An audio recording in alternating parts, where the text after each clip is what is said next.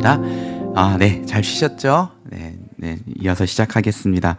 중간에 좀 나눠주신 내용들이 있는데요. 아까 그리스도인이 어떤 사람들인 것 같습니다. 라는 질문에 대해서 나인숙 권사님이 예수님을 믿고 예수님을 위해서 어떤 일이라도 할 수 있는 사람들, 손양호 목사님의 이야기도 말씀하셨고, 또 은총이 엄마께서 그 아까 아내가 그 물은 거 아내가 오죽했으면 물었으려나 재미있게 글을 쓰셨어요. 아무래도 이제 아내 입장에서 엄마이기 때문에 남편이 말을 좀 잘 들어야죠, 그렇죠? 말 그대로 남편이 돼가지고 그게 속상을 하게 만드나 봅니다.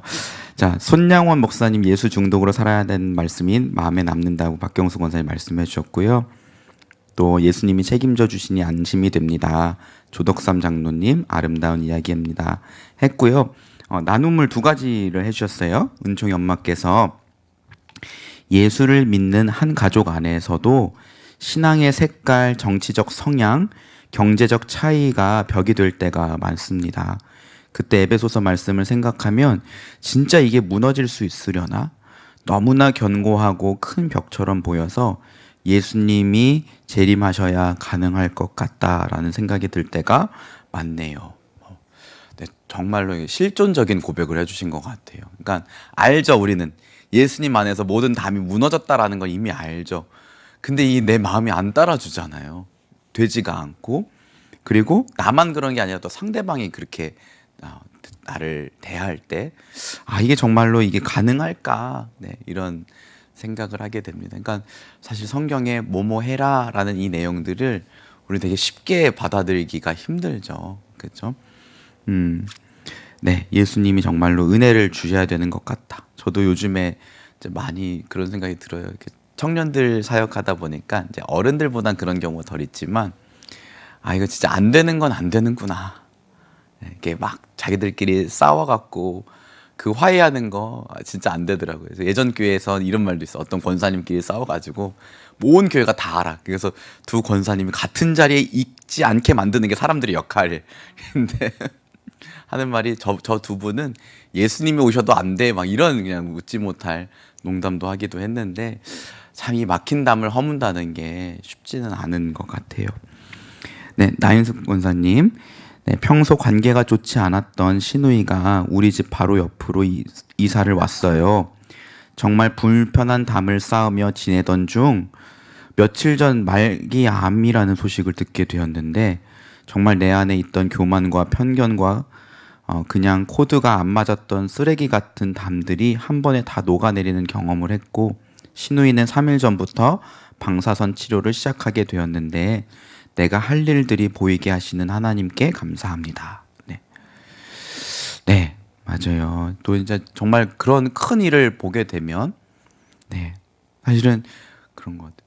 이렇게 우리가 이 세상에 살 때 어떤 경험하는 그 일들이 되게 크게 느껴지잖아요. 근데 어떤 죽음을 앞에 두고 나면 또 그게 되게 작게 느껴지는 것 같아요. 저는 군대에 짧게 2년 있으면서 최고로 후회하는 거 별로 없는데 한 가지 꼽자면 한 번 제가 선임한테 이렇게 대든 적이 있어요.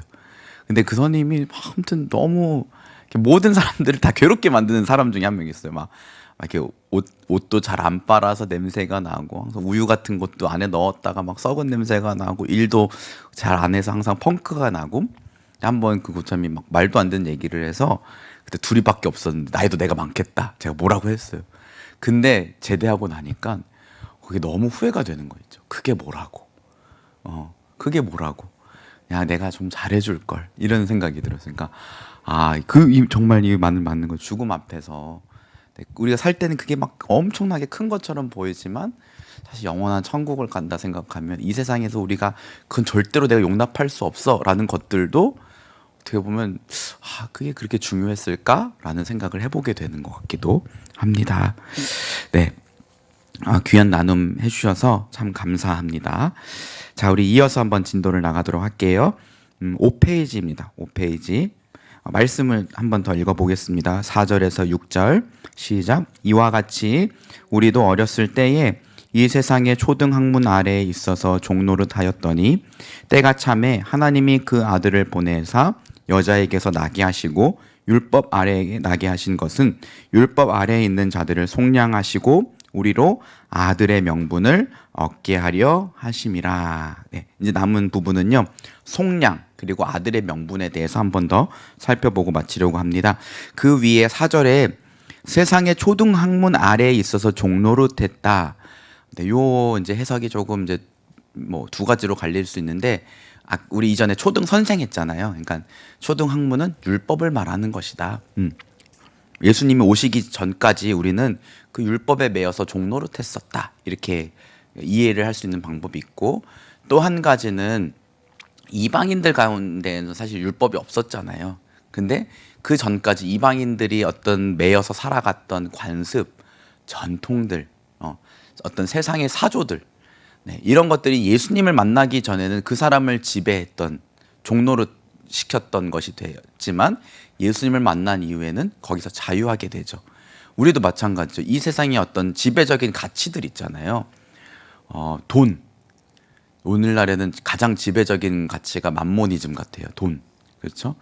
고등학생들한테 설문조사를 했대요. 15억인가?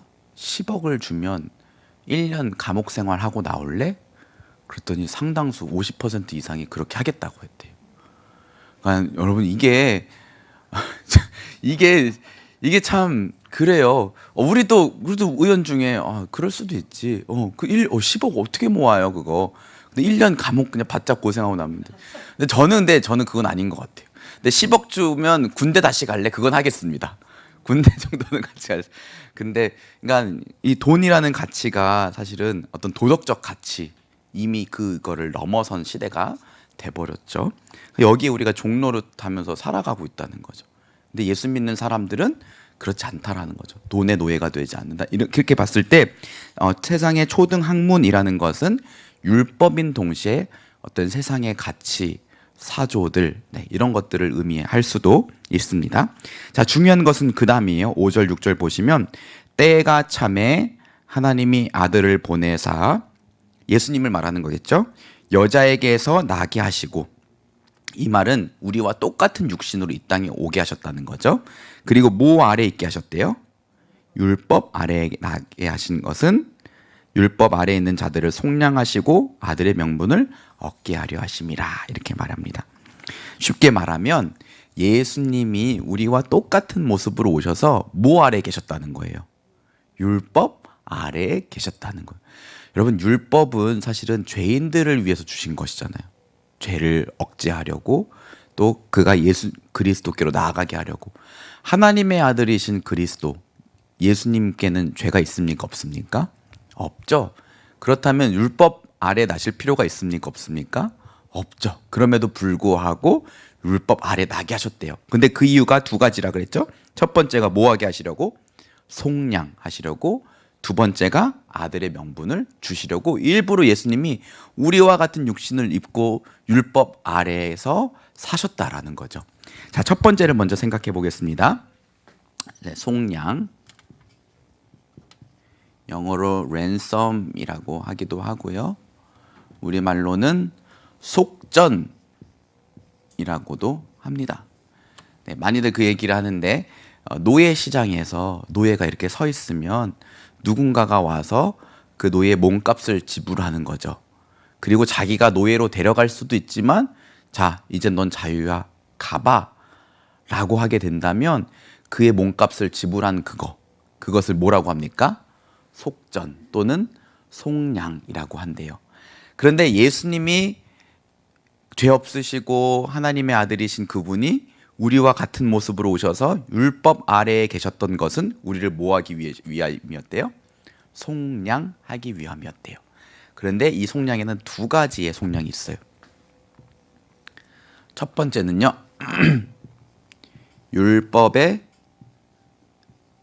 저주예요. 죄를 지은 사람은 율법의 저주와 심판을 받게 되겠죠.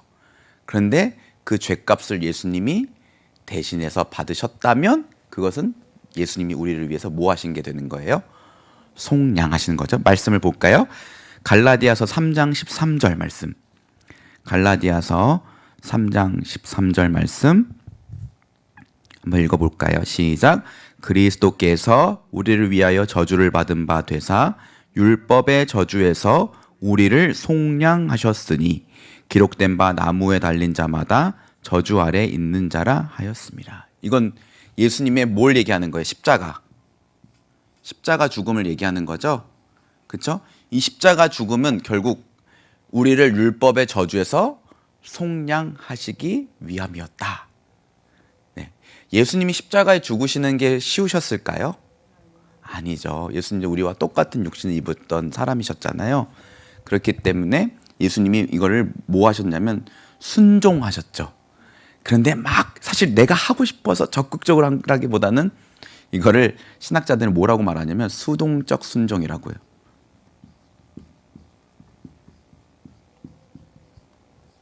네, 수동적 순종.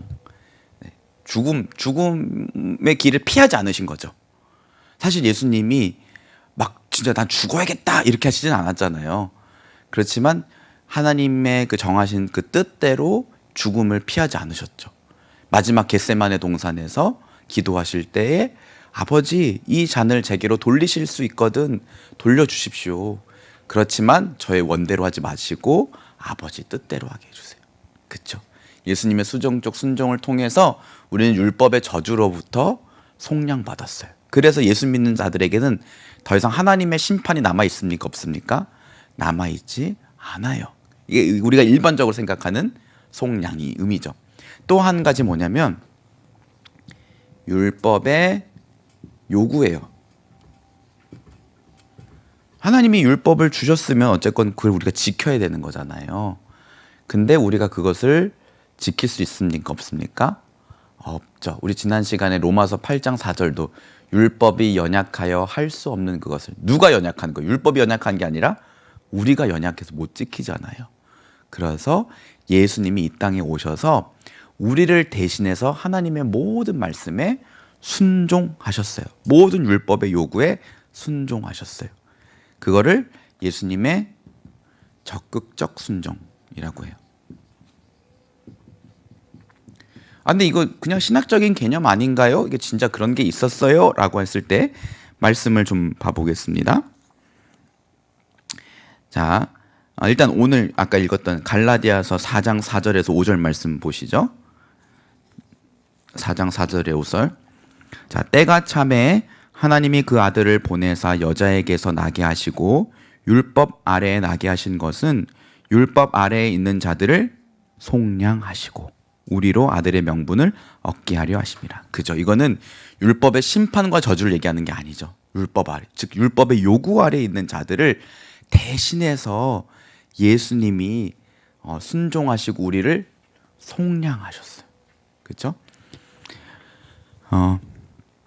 여러분 아까 말씀드렸지만 예수님은 하나님의 아들이셔서 율법 아래 나실 필요가 없으셨어요. 근데 이 땅에 오셨을 때 예수님은 참 사람이자 참 하나님으로 태어나셨습니다. 자, 퀴즈 내볼게요. 예수님이 하나님이시자 사람이셨다는 거 믿으십니까? 믿죠? 자, 그러면 몇 퍼센트는 하나님이고 몇 퍼센트는 사람이었을까요? 이거 말씀 잘 하셔야 돼요. 왜냐하면 초대교회에서 이것 때문에 엄청난 이단 논쟁이 오랫동안 있었거든요. 그러니까 잘못 얘기하면 이단이 될 수도 있는 거예요. 몇 퍼센트일까요? 50, 50. 오. 그러니까 사람 100. 그러면 하나님 0인가요? 네. 사람 100, 하나님 0. 어떻게 이렇게 잘 알고 계세요? 오늘 이제 정리하시죠. 이제 마치는 걸로 하겠습니다. 이 정도면 집에 가셔도. 네, 맞아요. 참 하나님이자 참 사람이라는 건 예수님은 진정한 하나님 100%이자 동시에 사람 100%시켜도 했어요. 이게 우리 논리적으로는 이해가 안 되죠. 그러나 하나님은 그렇게 하시죠. 그래서 우리가 겪었던 모든 아픔, 고통, 슬픔 이런 것도 예수님은 아세요. 그렇죠? 제가 부끄러운 고백을 하자면 지금 이제 아이들 넷 낳고서는 너무 뼈저리게 느끼고 있는데 저희 아내가 첫째, 둘째 있을 때는 너무 많이 힘들어하는 거예요. 그래서 늦게 들어오면 뭐 청소도 잘 안 돼 있고 그래서 막 집에 와서 막 청소를 하면서 도와주면 말을 안 하고 있으면 괜찮은데 막 도와주면서 이거 왜 안 했나냐?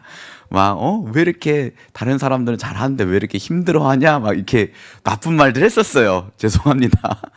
그런데 제가 좀 애들이 크고 나서 아내가 나가면 애들 대신 돌보면서 죽겠더라고요. 너무 힘든 거예요. 제가 경험해 보지 않으니까 몰랐던 거죠. 그죠? 근데 예수님은 우리와 똑같이 사람으로 오셔서 우리가 겪었던 모든 아픔을, 그래서 우리 히브리서 잘하는 말씀 있잖아요. 우리에게 있는 대제사장은 우리의 연약함을 동정하지 못하실 리가 아니요. 모든 일이 우리와 똑같이 경험하신 이로되 다만 죄는 없으시니라. 이렇게 말씀하셨어요. 자, 그런데 여러분, 예수님은 어쨌건 우리와 똑같은 육신은 나셨지만 뭘로 잉태되셨죠? 성령. 그렇죠? 그렇다면 예수님은 죄가 있으십니까? 없으십니까? 없죠. 그렇죠? 우리도 성령 충만하면 죄를 이길 수 있는 힘이 주어지잖아요. 그렇죠? 예수님 죄가 없으셨어요. 하지만 일부러 우리를 대신해서 율법의 요구에 순종하셨다고요. 대표적인 사건이 뭐냐면 세례 받으신 사건이에요. 세례 요한이 어느 날 요단강에서 세례를 주고 있었습니다. 근데 예수님이 그에게 다가왔어요. 세례 요한은 먼 친척이기도 했고 또 예수님에 대해서 잘 알고 있었던 것 같아요. 예수님이 오자 세례 요한이 왜 왔냐 물어보니까 예수님이 세례를 받으시려고 했던 거죠.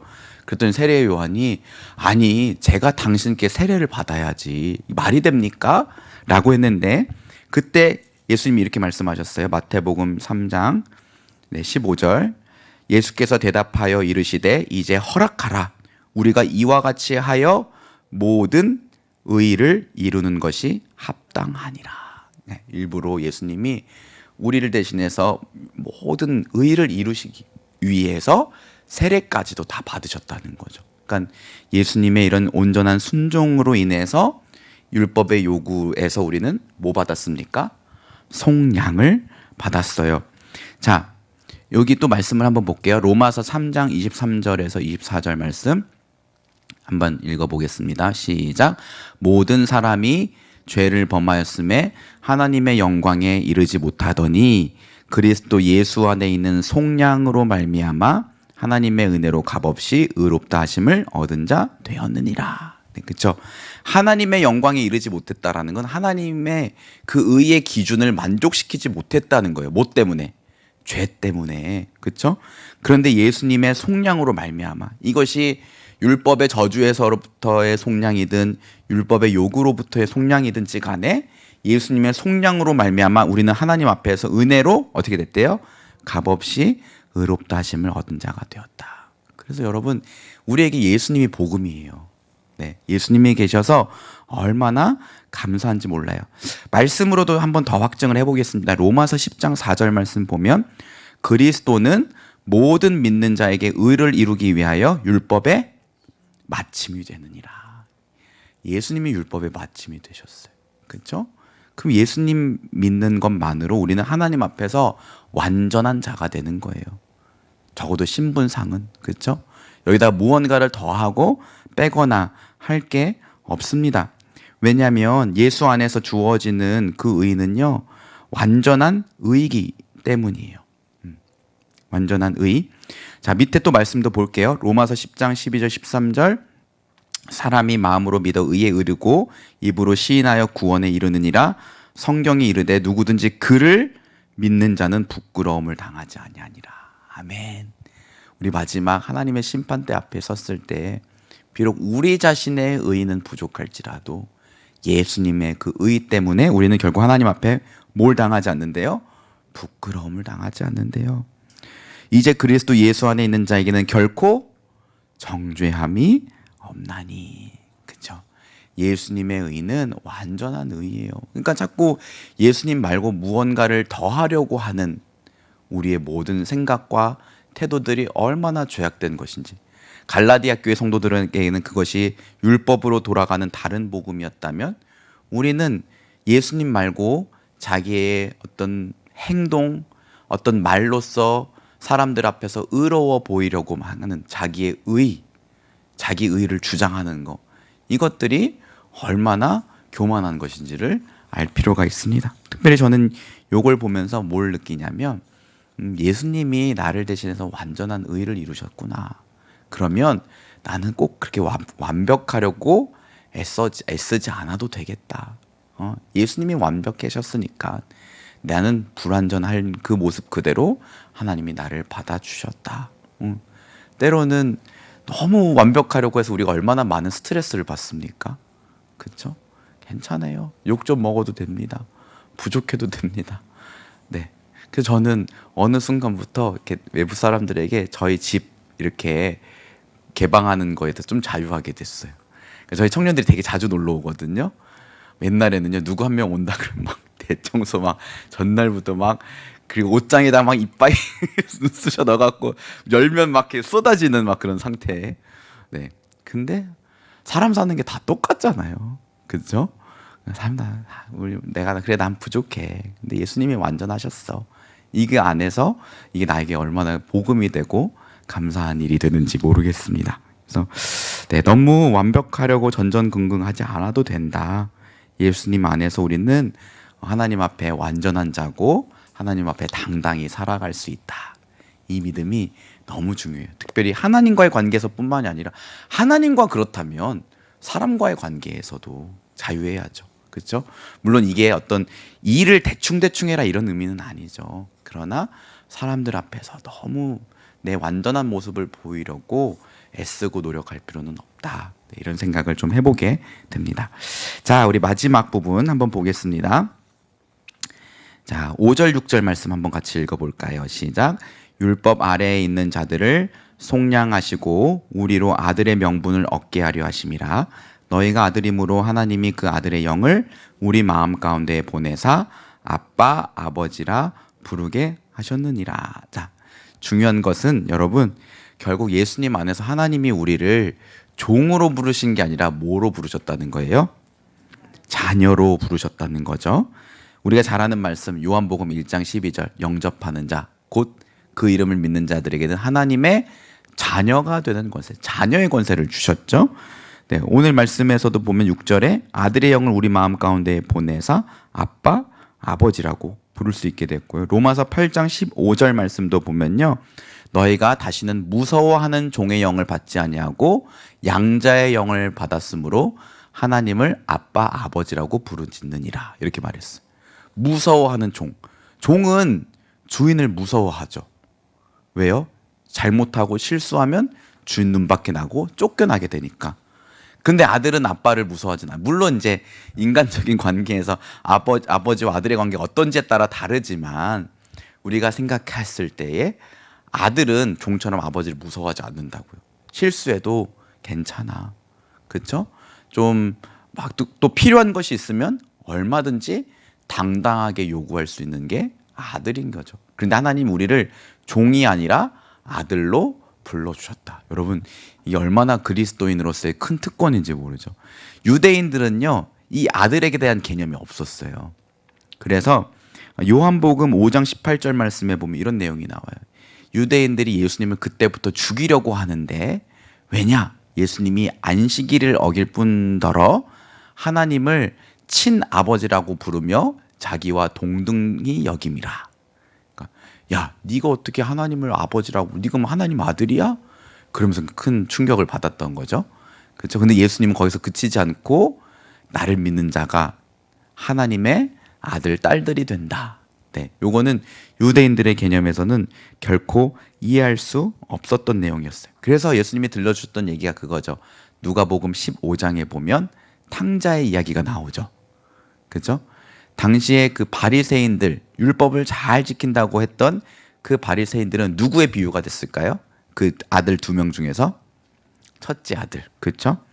탕자는 아버지 유산 받아갖고 다 탕진해버리고 진짜 면목도 없이 돌아왔어. 나부리가 그 아들을 얼싸안고 그의 모든 것들을 회복시켜주고 기뻐했어요. 근데 그때 큰아들이 돌아와갖고 이 아버지의 재산을 창녀와 함께 다 말아먹은 아들을 위해서 잔치를 벌인다니까 막 화가 났잖아요. 그렇죠? 근데 큰아들이 모르던 게 있었죠. 뭐냐면 큰아들은 아버지의 명을 다 지켰지만 자기 스스로를 아들이 아니라 종으로 여기고 있었던 거예요.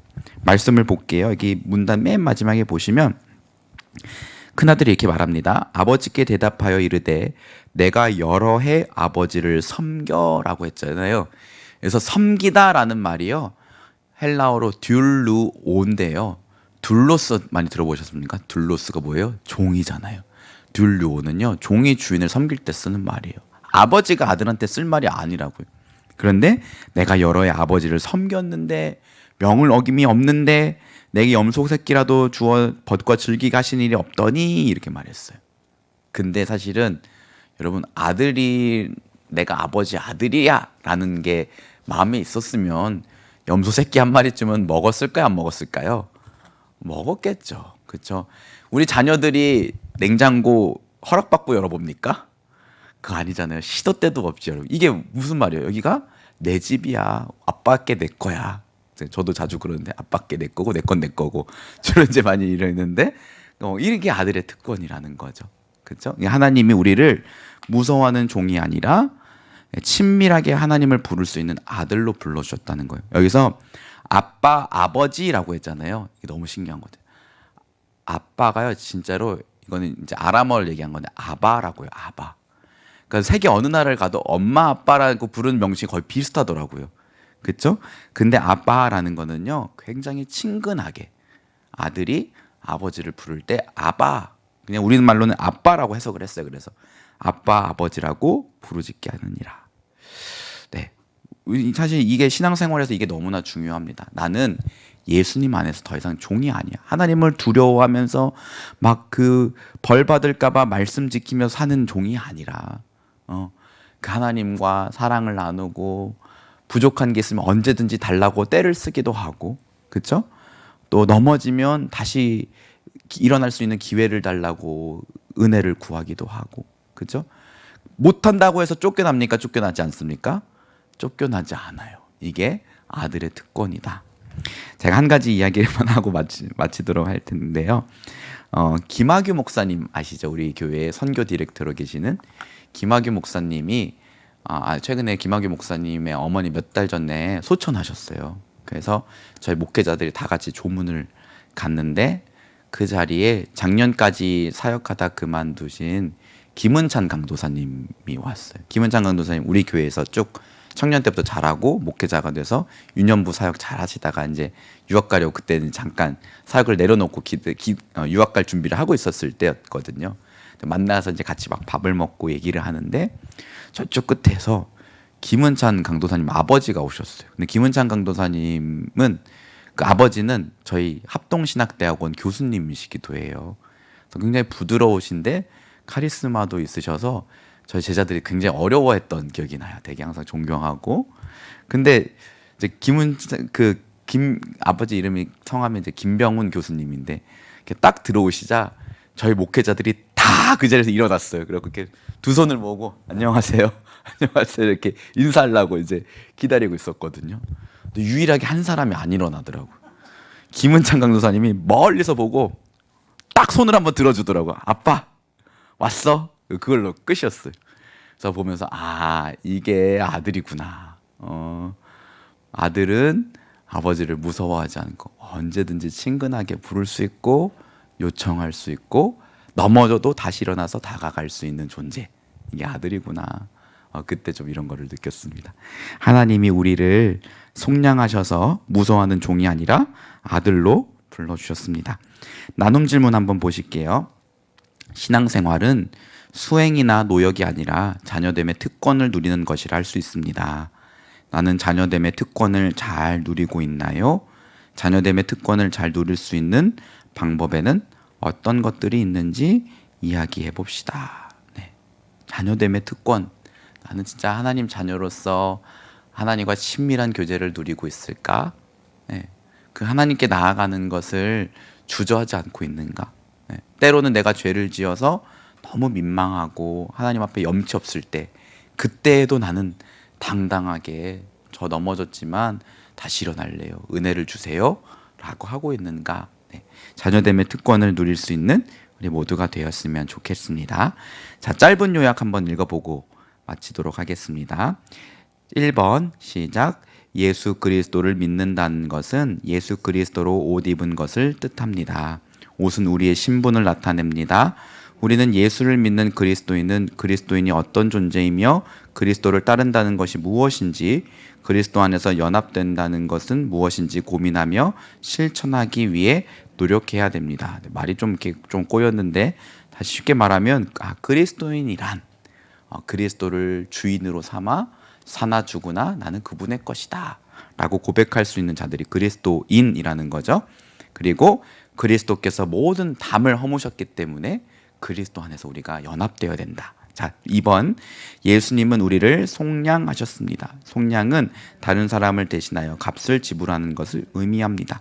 예수님은 우리와 똑같은 사람으로 오셔서 온전한 순종을 통해 우리를 향한 율법의 요구를 완전히 이루셨습니다. 또한 우리를 대신하여 자기의 핏값으로 우리가 받았어야 할 죄값을 대신 치르셨습니다. 우리는 완전한 삶을 사신 예수님을 통해 의롭다함을 받았습니다. 예수님이 완전하셨기에 우리는 너무 완전하려고 애쓰지 않아도 괜찮습니다. 자, 3번 우리는 예수 그리스도를 통해 더 이상 율법 아래에 있지 않고 아들의 명분을 얻게 되었습니다. 믿음으로 성령을 받은 우리는 하나님을 아빠, 아버지라 부르짖는 존재가 되었습니다.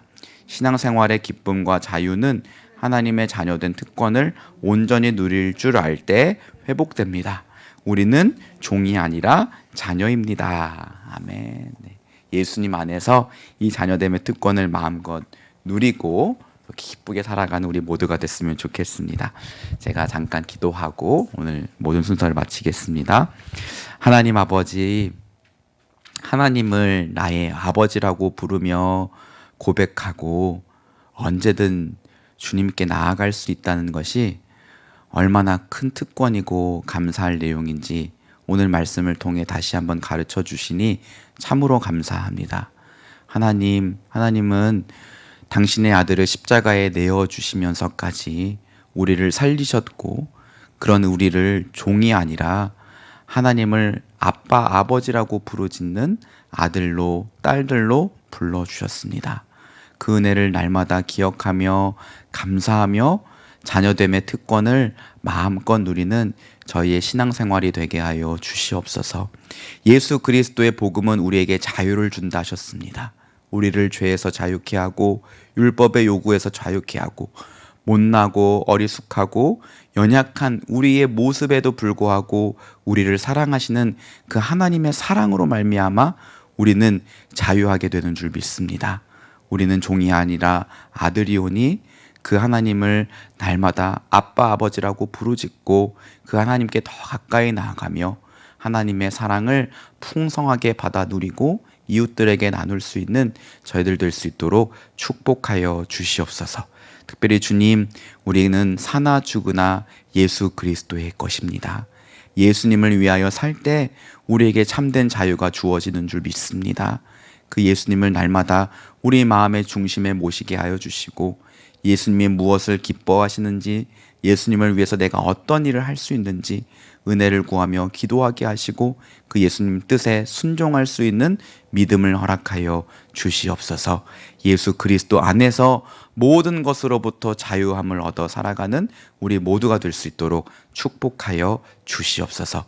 특별히 주님, 한 가지 더 원하는 것이 있다면 예수님 안에서 우리 사이의 모든 담들이 허물어졌음을 다시 한번 깨닫고 믿음으로 고백합니다. 하나님, 우리 사이에 있는 이미 예수님께서 허문 그 담, 우리는 그 담을 다시 세우고 있지는 않은지요. 주님, 비록 우리는 연약해서 그 담이 너무나도 높게 여겨질지라도 예수님, 그 예수님께서 자기의 모든 것을 내어주심으로 그 담을 허무셨으니 주님, 그 담을 허물고 모든 사람들에게 다가가 예수 그리스도 안에서 하나가 될 수 있는 저희가 되기를 원합니다. 여전히 우리에게 너무나도 힘들게 존재하는 그 담 이겨낼 수 있도록 은혜를 주시고 주님의 사랑을 더하여 주시옵소서. 감사합니다. 사랑합니다. 우리 주 예수 그리스도 이름으로 간절히 기도드립니다. 아멘. 네, 여러분 수고 많으셨습니다. 네, 이제 7주차까지 하셨으니까요. 나머지 3번만 더 힘을 내서 잘 마무리했으면 좋겠습니다. 다음 주에 뵙도록 하겠습니다.